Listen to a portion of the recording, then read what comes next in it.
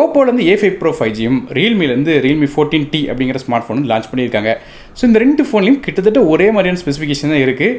So அதனால் இப்போ இந்த வீடியோவில் இந்த ரெண்டு ஃபோனில் எல்லா விஷயங்கள் இருக்குது, என்ன வித்தியாசம் கொண்டு எல்லாத்தையும் கம்பேர் பண்ணி இந்த ரெண்டு ஃபோனில் எது வாங்கினா ஒர்த்து அப்படிங்கிறத டீட்டெயிலாக இந்த வீடியோவில் பார்க்கலாம். வீடியோக்குள்ள போக முன்னாடி சேனல் சப்ஸ்கிரைப் பண்ணிடுங்க, பக்கத்தில் பெல் ஐக்கனை ப்ரெஸ் பண்ணி தொடர்ந்து உங்க ஆதரவு தாங்க. அது மட்டும் இல்லாமல் நம்ம வாட்ஸ்அப் மற்றும் டெலிகிராம் சேனலோட லிங்க் வந்து டிஸ்கிரிப்ஷனில் கொடுத்துருக்கேன். இதுபோல் ஆன்லைன் ஷாப்பிங்னு இன்னொரு டெலிகிராம் வாட்ஸ்அப் சேனலும் கொடுத்துருக்கேன். மறக்காமல் எல்லாத்தையும் கிளிக் பண்ணி ஜாயின் பண்ணிக்கோங்க. இப்போ நம்ம இந்த வீடியோக்குள்ளே போகலாம். ரெண்டு ஃபோனோட பில் குவாலிட்டிலேருந்து ஆரம்பிக்கலாம். இந்த ஓப்போட A5 Pro எடுத்துக்கிட்டிங்கன்னா அது 7.76 mm திக்னஸோட 194 கிராம் வெயிட் வருது. அது ரியல்மியோட 14T எடுத்துக்கிட்டிங்கன்னா அது 7.97 mm திக்னஸோட 196 கிராம் வெயிட் வருது. ஸோ ஓப்போ வந்து நமக்கு வந்து திக்னஸ்லையும் கம்மியாக இருக்குது, வெயிட்டில் கொஞ்சம் கம்மியாக இருக்குது. மற்றபடி ஐபி ரேட்டிங் பற்றி பார்க்கலாம். நமக்கு வந்து ஓப்போட A5 Proக்கு ட்ரிபிள் ஐபி ரேட்டிங் கொடுத்துருக்காங்க. IP66, IP68 மற்றும் IP69 அப்படிங்கிற ட்ரிபிள் ஐபி ரேட்டிங் கொடுத்துருக்காங்க. அதனால் ஃபோனை தண்ணிக்குள்ளே போட்டாலும் எந்த விதமான பிரச்சனையும் ஆகாது. அது மட்டும் இல்லாமல் நமக்கு வந்து நல்ல வாட்டர் மற்றும் டஸ்ட் ரெசிஸ்டன்ஸ் இதுலேருந்து கிடைக்குது. இது போக இந்த ஃபோனுக்கு வந்து மிலிட்ரி பில்டு, அதாவது MILSTD A10H அப்படிங்கிற மிலிட்ரி ஸ்டாண்டர்ட் பில்டு கொடுத்துருக்காங்க. அதனால் 14 மிலிட்ரி ஸ்டாண்டர்ட் டெஸ்ட் வந்து இதில் பண்ணியிருக்காங்க சொல்கிறாங்க. அதனால் ஃபோன் வந்து ட்ராப் ரெசிஸ்டன்ஸும் கொஞ்சம் கிடைக்கும் இந்த ஃபோன்லேருந்து. குறிப்பாக சொல்லுங்க கேட்டிங்கன்னா இந்த ஃபோனுக்கு 360 டிகிரிஸ்க்கான ஆர்மர் பாடி கொடுக்குறா சொல்கிறாங்க. அது மட்டும் ஃப்ரண்ட்டில் உள்ள கிளாஸுக்கு வந்து நமக்கு 160% ஷார்ட் ரெசிஸ்டன்ஸ் இருக்குன்னு சொல்லியிருக்காங்க மற்ற கிளாஸோட ஒப்பிடும்போது. ஸோ இது மாதிரி பில்ட் குவாலிட்டி இதில் நல்லாவே கொடுத்துருக்காங்க. அது ரியல்மியோட 14T பற்றி பேசலாம். இந்த ரியல்மி 14Tல நமக்கு வந்து IP69 அப்படிங்கிற ஒரே ஒரு ரேட்டிங் கொடுத்துருக்காங்க. ஸோ மீனிங் எப்படி பார்த்தாலும் வாட்டர் ரெசிஸ்டன்ஸ் தான். மழை காலங்களில் ஃபோனை வந்து வெளியே எடுத்துகிட்டு போனாலும் பெரிய லெவலில் வந்து டேமேஜ் ஆகாது. ஆனால் ஓப்போட A5 Proல நமக்கு ட்ரிபிள் ஐபி ரேட்டிங் கொடுத்துருந்தாங்க. இல்லை ஒரே ஒரு ஐபி ரேட்டிங் தான் கொடுத்துருக்காங்க, நோட் பண்ண வேண்டிய விஷயம். அது மட்டும் இல்லாமல் இந்த ரியல்மி 14Tல நமக்கு வந்து மிலிட்ரி ஸ்டாண்டர்ட் எதுவுமே வந்து கொடுக்கல. ஆனால் பில்ட் குவாலிட்டி கம்பேர் பண்ணி பார்த்தீங்கன்னா நமக்கு வந்து இந்த ஓப்போட A5 Pro கூட கொஞ்சம் பெட்டராக இருக்குது. அடுத்தாக ரெண்டு ஃபோனோட டிஸ்பிளே பற்றி பேசலாம். முதல்ல ஓப்போட A5 Proவோட டிஸ்பிளே பற்றி பார்க்கலாம். இந்த ஃபோனில் ஒரு 6.67 இன்ச்சுக்கான HD+ ரெசல்யூஷன் உள்ள IPS LCD டிஸ்பிளே கொடுக்குறாங்க. இந்த டிஸ்பிளேக்கு 120 ஹெர்ட்ஸ்க்கான ரெஃப்ரெஷ் ரேட் இருக்குது. பிரைட்னஸை பொறுத்தவரையும் 1000 நிட்ஸ் வரையும் போகுது. மற்றபடியாக ஃப்ரண்ட் சைடில் உள்ள கிளாஸ் அப்படின்னு பார்க்கும்போது நமக்கு கார்னிங் உள்ள கிளாஸோட 7i கொடுத்துருக்காங்க. இது போக இது வந்து LCD டிஸ்பிளே கொடுத்த காரணத்தால் ஃபிங்கர் பிரிண்ட் ஸ்கேனர் ஃபோனில் உள்ள சைடில் உள்ள பவர் பட்டனில் வருது. அது மட்டும் இல்லாமல் ரெசிஸ்டன்ஸுக்காக நமக்கு வந்து ஸ்காட் சென்சேஷன் ஆல்ஃபா அப்படிங்கிற கிளாஸ் வந்து ஃபோனோட அந்த பேக் சைடு பில்ட்டில் வந்து கொடுத்துருக்கிறத சொல்கிறாங்க. அதனால் ஃபோனில் கொடுத்துருக்க அந்த கிளாஸ் வந்து கூட கொஞ்சம் ஸ்ட்ராங்கான ப்ரொடெக்ஷன் வந்து கொடுக்கும். மற்றபடியாக நார்மலான LCD டிஸ்பிளே தான். டிஸ்பிளேயோட குவாலிட்டி அப்படின்னு பார்க்கும்போது ரொம்ப ஆகவுன்னு இருக்காது. அதுவே நமக்கு வந்து ரியல்மியோட 14T எடுத்துக்கிட்டிங்கன்னா அதில் வந்து டிஸ்பிளே கூட கொஞ்சம் பெட்டராக கொடுத்துருக்காங்க. இந்த ஃபோனில் ஒரு 6.67 இன்ச்சுக்கான ஃபுல் HD+ ரெசல்யூஷன் உள்ள AMOLED டிஸ்பிளே கொடுக்குறாங்க. அதாவது நமக்கு வந்து இது AMOLED டிஸ்பிளே கொடுத்தது மட்டும் இல்லாமல் ரெசல்யூஷனும் இது இங்கே கூடுது. அதாவது நமக்கு ஓப்போட A5 Proல நமக்கு வெறும் HD+ ரெசல்யூஷன் தான் கொடுத்துருந்தாங்க. இங்கே வந்து ஃபுல் HD+ ரெசல்யூஷன் நமக்கு கிடைக்குது. மற்றபடியாக இந்த டிஸ்பிளேக்கு 120 ஹெர்ட்ஸ்க்கான ரெஃப்ரெஷ் ரேட் இருக்குது. 1500 நிட்ஸ் வரையும் டச் சாம்பிளிங் கொடுக்குறாங்க. 2000 நிட்ஸ் வரையும் பீக் பிரைட்னஸ் போகுது. அதை நமக்கு AMOLED டிஸ்பிளே சொல்லும் போதே நீங்கள் வந்து ப்ரெடிக்ட் பண்ணியிருப்பீங்க. பிரைட்னஸும் இதில் வந்து நமக்கு ஓப்போட A5 Pro கம்பேர் பண்ணி பார்க்கும்போது அதிகம். இது போய் AMOLED டிஸ்பிளே கொடுத்த காரணத்தால் நமக்கு வந்து இன் டிஸ்பிளே ஃபிங்கர் பிரிண்ட் ஸ்கேனரும் இருக்குது. ஸோ டிஸ்பிளேல நமக்கு ரியல்மியோட 14T கூட கொஞ்சம் பெட்டராக ஸ்டாண்ட் ஆகுது. ஆனால் இதில் வந்து ப்ரொடெக்ஷன் என்ன யூஸ் பண்ணுறாங்க அப்படிங்கிறது மென்ஷன் பண்ணலை.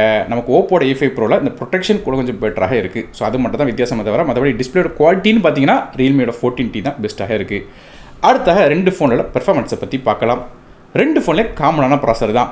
அதாவது மீடியாடெக்கோட Dimensity 6300 அப்படிங்கிற ஒரு 6 nm ப்ராசர் கொடுக்குறாங்க. அதாவது இது ஒரு காட்டஸோட A76 கோர்ஸ் பேஸ் பண்ணிக்கிற ப்ராசராக வருது. மேக்ஸிமமாக இதோட கிளாக் ஸ்பீட் 2.4 GHz வரையும் போகும்.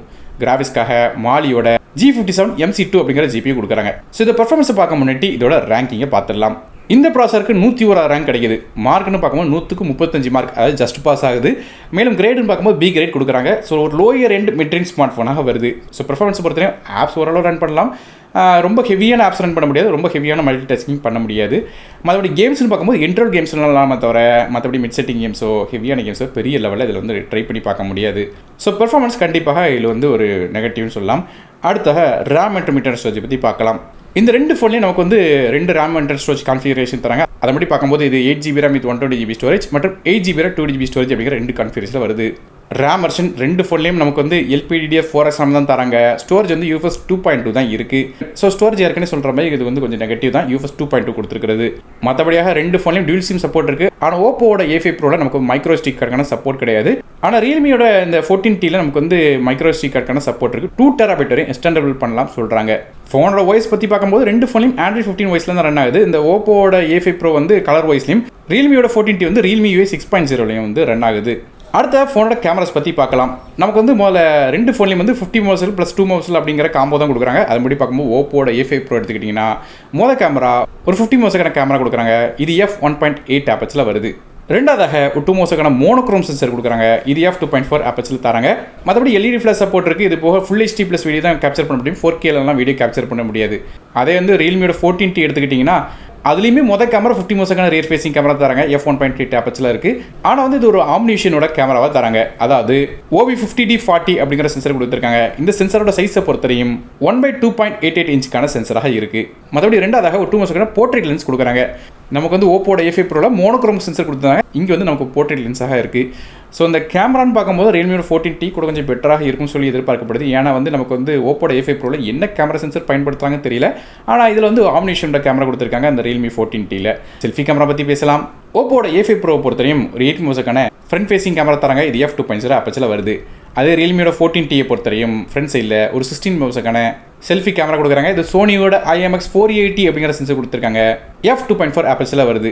ஸோ செல்ஃபி கேமரா நமக்கு வந்து இந்த ரியல்மி 14Tல நமக்கு வந்து சென்சரோட சைஸும் பெருசு. அது மட்டும் இல்லாமல் நமக்கு வந்து கேமரா வந்து சோனி சென்சர் பயன்படுத்தியிருக்கிறதுனால குவாலிட்டி கொஞ்சம் டீசெண்டாக இருக்கும். நமக்கு வந்து இந்த ஓப்போட A5 Pro கம்பேர் பண்ணி பார்க்கும்போது. அடுத்ததாக ஆடியோஸ் பற்றி பேசலாம். ரெண்டு ஃபோன்லேயும் நமக்கு USB Type-C ஆடியோ தான் தராங்க. ஸ்டீரியோ ஸ்பீக்கர் சப்போர்ட் இருக்குது. ஆனால் நோட் பண்ண வேண்டிய விஷயம் ரியல்மியோட 14Tல வந்து நமக்கு வந்து இந்த ஆடியோ வந்து 300% இருக்குன்னு சொல்கிறாங்க.